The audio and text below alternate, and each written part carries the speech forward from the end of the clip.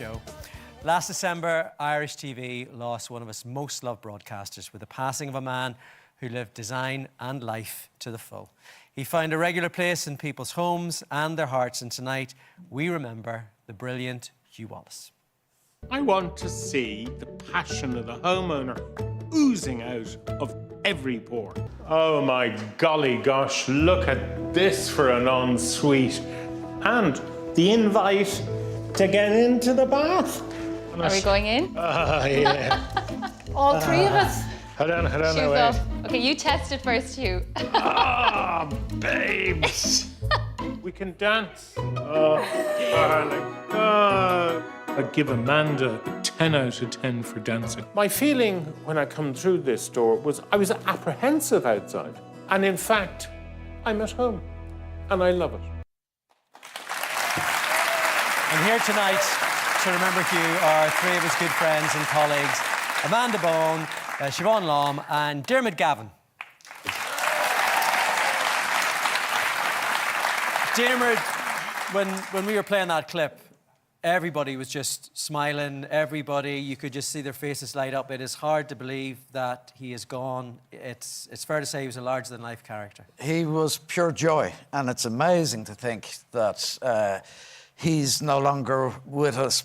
He was just remarkable. He was made for television. And not only that, he loved it. He loved every moment of it. He had many different lives. He'd worked very hard right through his life. And later in life, this kind of public acknowledgement came along. And he was up for every moment of it. And every interaction was wonderful. Amanda, I mean, you knew him for a long, long time. How would you describe your friendship? Well, I've known Hugh for more than 30 years because I would have known him on a professional level way back in the 90s, which was a period of growth for architecture in Ireland. There was a lot of architects coming back from being abroad, a lot of practice starting, and Hugh's practice was growing. So I would have known him kind of professionally to see him out and about. And in fact, a lot of my peers would have worked with him. But in terms of getting to know him from a personal level, that was when we started a Home of the Year, which was, for me, 6 years ago. And in fact, the first time, I suppose, our friendship was cemented was actually we did a trial run because the year I started, there was 2 new judges. So they took us to a hotel in the city centre just to set things up and so we'd have a dry run as such. And I spent the afternoon kind of constructively criticising the design of the hotel and the various rooms we were in. And he was a little bit grumpy. And then at the end of it, he came up to me and said, I designed this hotel. So that was kind of the start of it. I love the fact that he just let you go. He didn't jump in early on that one. And, I mean, there's a thing, isn't there, that anybody that knew him, it was that idea that there was a bit of devilment. He was fun to be around. Oh, he was an absolute brat, but he had he had an incredible sense of humour and fun, and he had this energy about him. You know, if you're lucky enough to meet these people in life, and I've met a few where you just when you're with them, their presence, you just feel better. It's infectious. It's infectious, and it lifts you. And he was like that with me, and he brought out my inner child. And when we were filming Home of the Year, we laughed, and you know, he's such a divil, and over the most kind of ridiculous childlike things. But actually, what he taught me is there's a value in that. You know, you don't have to take everything so seriously. You know, you can have a laugh. And we went through the days, and I was just thinking, you know, when I was asked to come on the show to talk about him, and I actually had kind of stopped myself thinking about you in the last couple of months because it was upsetting me too much. So I thought, I'm going to put myself in training. Monday, start looking. So I was looking through the photographs and the videos on my phone, and honestly, I've been laughing every single day. And when I was asked, can you kind of gather a couple of memories, then I started actually getting stressed because every single day spent with you was a memory. Because when we're filming, we're on the road for 6 or 8 weeks. So actually we see more of you and Siobhán than I did of my own family. And you know, I'd get up in the morning, and I'm really grumpy in the morning, you know, and I'd come downstairs to the hotel lobby, and Hugh would be there, and I'd be giving out about something ridiculous, and he'd just look me up and down and say, come on, you, we're getting a coffee, or a sausage sandwich, or a sausage roll, and he carried that through. He changed the mood, he changed the energy. He changed the mood, and like we'd go to the homes, and he would just lift everybody, you know, and we'd walk through the home, and we had a rivalry, and we fought hard, and we fought well, but you can only do that when you have underneath it all a sense of respect and admiration. And you know, you and I were both architects. At the core of it, you know, we understood what constitutes good design. You know, sometimes we'd arrive at a home, and I'm like an open book, so I can't help it when I walk into a home and love it. I'm like, oh, suddenly I can't hide it. And you could just see Hugh in the corner, you know, rubbing his hands, going, here we're going. Gonna get stuck into it here. So, yeah. But a lot of times we did disagree in terms of the design, but a lot of times he just loved to rile me up, you know. I know, Siobhán, whenever you joined the show, he just completely welcomed you with open arms. Totally. I mean, Hugh and Amanda. And it was really daunting, obviously, you know, kind of going into a show like Home of the Year, which is so established and has such an amazing, loyal base of people that are absolutely obsessed with the show. So it was really daunting. And I remember, like, my kind of trial day, like yours, and I just walked in and I was like, okay, I can do this. And Hugh was just so chill, and he was like, just do your best and have a jelly. And I was like, what? Have a jelly? And like, that's something I think we've kind of carried through. Like, we're always looking for jellies, whatever house we're in, or cookies. And Hugh would be, you know, he would seek them out, and he was always so delighted when like a homeowner would leave out like a little cake or a little something. But no, he was just so lovely and open. And what you see, I think, on TV is what you get. Like, that's him.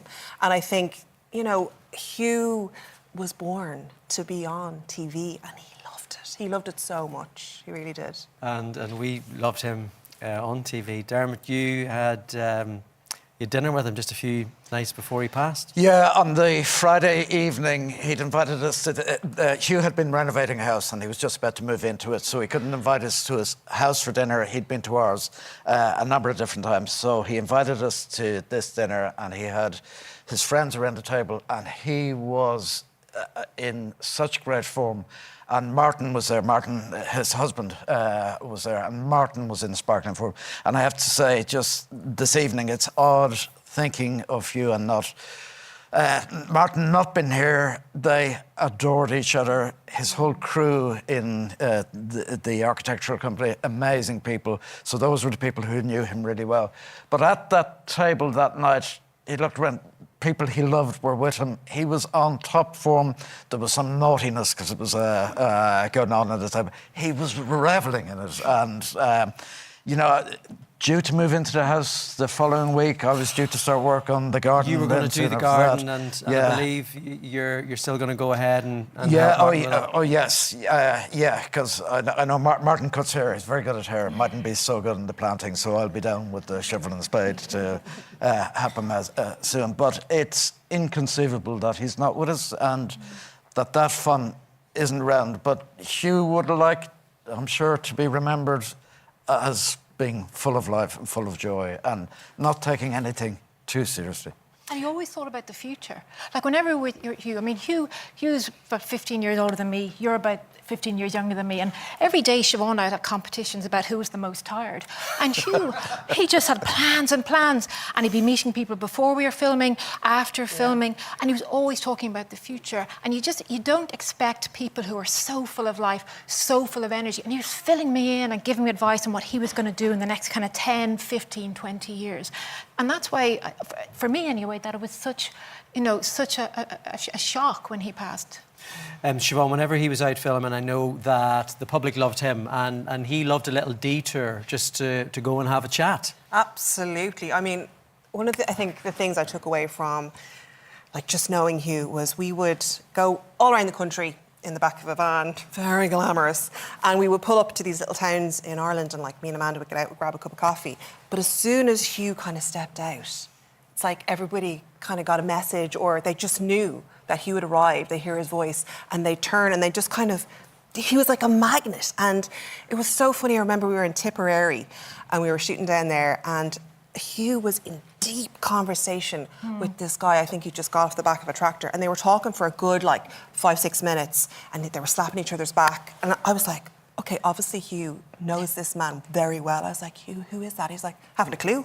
Just met him for the first time. Just Brilliant. met him. But he had so much time for everybody, and it's like, even if you'd never met him, you felt like you knew him from TV, and he always spoke to everybody, and he always had the crack, and he was just so open, and he was so ready to have a little bit of So generous. so generous, So generous because he'd promote anybody, any coffee shop, any yes. business in any small town. Yeah. He'd bring them outside, the camera would be out, and he'd be doing an Instagram post for them and telling everybody to come and support. He was interested in everybody. He was, And yeah.